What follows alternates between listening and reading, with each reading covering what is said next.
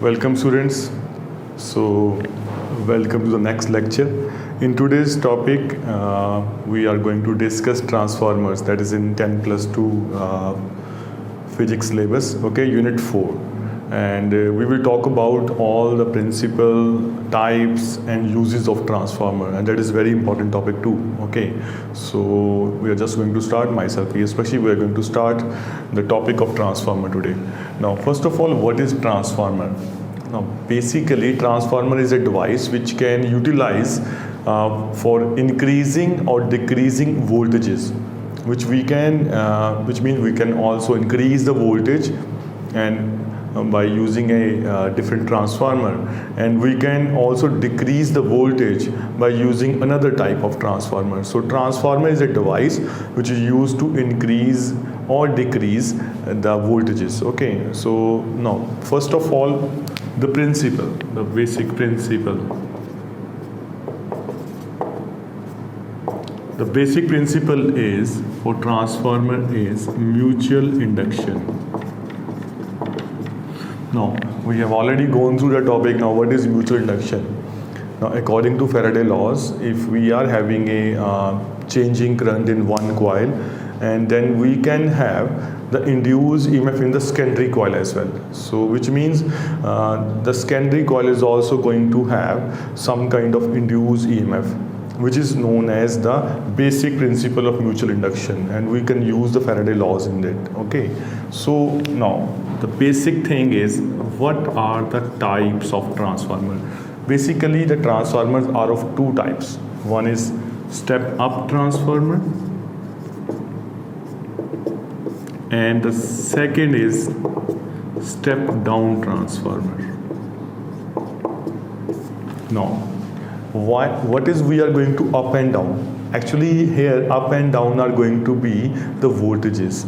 If we want to increase the voltage, then we use step up transformer, and if we want to decrease the voltage, then we use step down transformer. Now first of all, we are going to discuss step up transformer. It is a simple thing. If we are going to use a primary coil, now here is our primary coil which is having any number of turns. You can take the number of turns as NP as well, okay.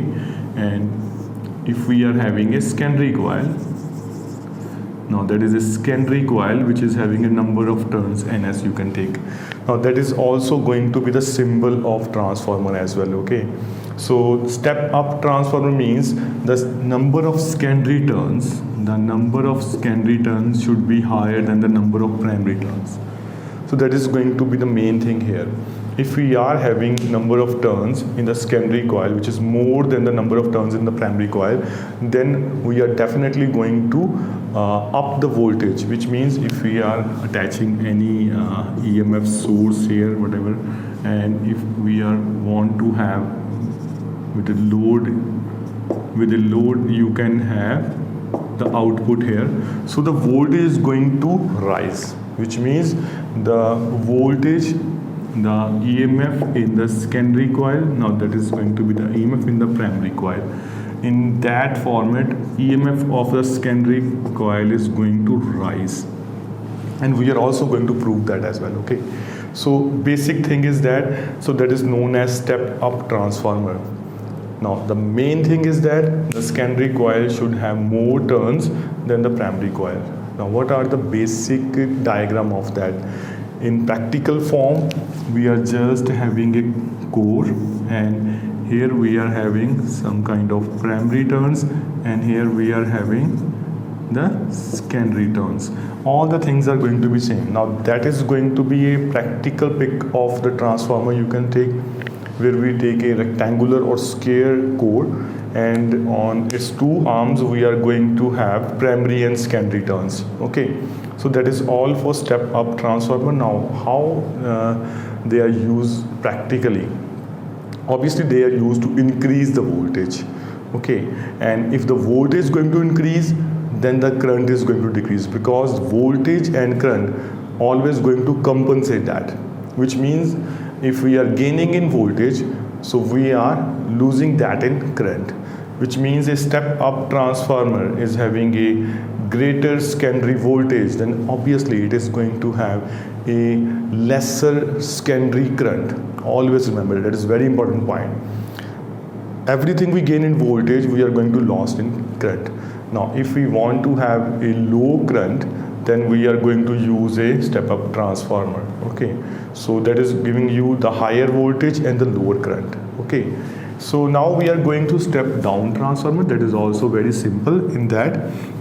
So we are having more primary turns and lesser number of secondary turns, in which we are having NP is greater than NS, then obviously yes, ES is going to be less than EP.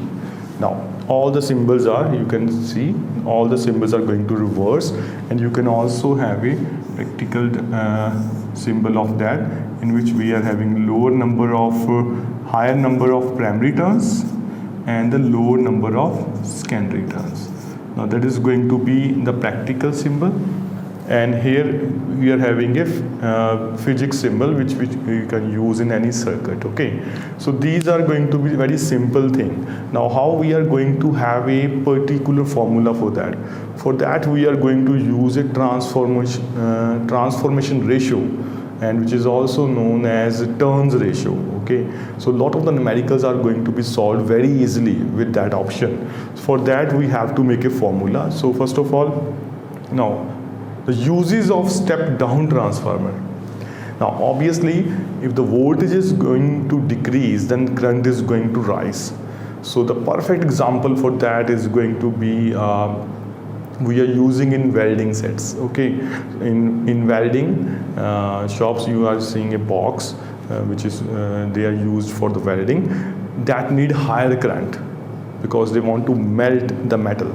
So which means they are always going to have a step down transformer. Now the voltage is down and the current is going to be higher. In that case the current is going to be higher, in that case the current is going to be lower in the secondary coil. So everything which we gain in voltage will always going to lose that in current. So that is the main funda here. Okay, so now we are going to make a formula for that. So I just have to erase that for you. Okay, so I'm just going to erase that.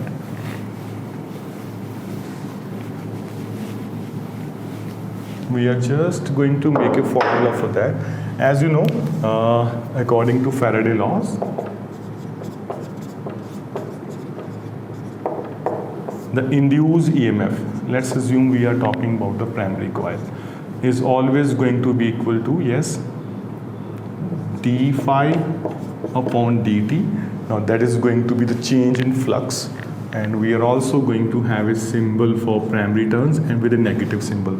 So that is equation 1 for primary coil, and similarly you can obtain the same equation for the secondary coil, that is going to be minus ns d phi upon dt. Now that is your Faraday law. The change in flux is always going to have induced EMF. You know why we are using negative symbol, because that induced EMF is always having a nature which is going to oppose the cause of the change in flux, which means you can also take it as it can also going to oppose its producer. The cause of the change in flux is always going to oppose by the induced EMF. That is why we are using that negative symbol. For transformer, we are just going to you can divide equation second by 1. Now what we have, ES upon, yes, EP, that is going to be equal. Now we are going to divide it, all the symbols are going to be calculated, which means we are having only NS upon NP, and that is equal to K, which is known as transformation ratio, and that is very important for any numerical of transformer. If K is going to be less than 1, now if K is going to be less than 1, now what is it means? So which means NP is greater than NS, and obviously, so if NP is greater than NS, then obviously yes, the primary turns are going to be higher then the induced EMF is always going to be lower. So which means, if primary turns are high, so which means the secondary voltage is going to be lower. Or you can also use the same symbol, which means EP is going to be greater than ES as well. So that is how we are going to utilize the transformation ratio, and the vice versa as well. If K is greater than 1, now what it means? Now if K is greater than 1, which means NP is less than, the number of primary turns is now less than the number of secondary turns, which means similarly the induced EMF is also going to be higher for the secondary turns. So in simple words, you can easily observe from the K value, the transformation ratio value, either the transformer is step up or step down transformer. So that is always going to be very important for you, the value of K. You can easily observe from that. Now if K is greater than 1, so which means the secondary turns are more, in that case secondary turns are more, so which means that is going to be a step up transformer. And similarly for K less than 1, that is going to be a step down transformer. Now what about the current ratios? If we are talking about the ideal transformer, now in ideal transformer there is no power loss. Now if we are talking about ideal thing, there's not going to be any power loss, which means now what is the formula of power? So that is going to be ES is equal to EP and IP, secondary and the primary part. We are talking about the coils of secondary and primary coils. So from that you can easily observe that ES over EP is going to be equal to IP upon IS. Now check out that transformation ratio with that. Now in that we are just having NS upon NP, but in that we can also shuffle that. So which means that is going to be equal to, for value of current, the voltage is going to be reverse. Which means if we are having higher voltage for the secondary coil, then we are going to have the lower current for the secondary coil. Everything we gain in voltage, we have to lose in current. Okay, so no transformer is perfectly ideal. First of all, remember that there are going to be power losses due to, you can take so many examples of that. The power losses are due to copper loss, because all the coiling are of copper, and copper is having some resistance as well. Copper winding is always going to have some kind of resistance. And another thing, there is always going to be flux leakage. Obviously these coils are generating electric flux, and there is always going to be leakage of electric flux as well. And one more thing, so there is always going to be eddy current, which are the leakage of eddy current is always going to counted, but we can minimize those eddy currents as well. So instead of using one single core, we are using multi plates of the core, and each plate should be laminated from each other, which means then we can minimize that eddy current as well. And the fourth point is hysteresis loop. Okay, so there's always going to be some kind of loss of energy due to hysteresis as well. Now what is hysteresis? If we are using any instrument from number of times, any material for number of times, by using it again and again, you are always going to have some kinds of decrease in efficiency, and that can also damage, or you can say the main reason for the power loss. So there's nothing is going to be ideal, but these are the points so which we can use for the power loss of transformer as well, and we can easily minimize the hysteresis loss by using a suitable material which is having a minimum area of hysteresis loop as well. So hope you have gone through the topics of hysteresis and eddy currents and the mutual induction, because that transformer is going to be very important topic for you.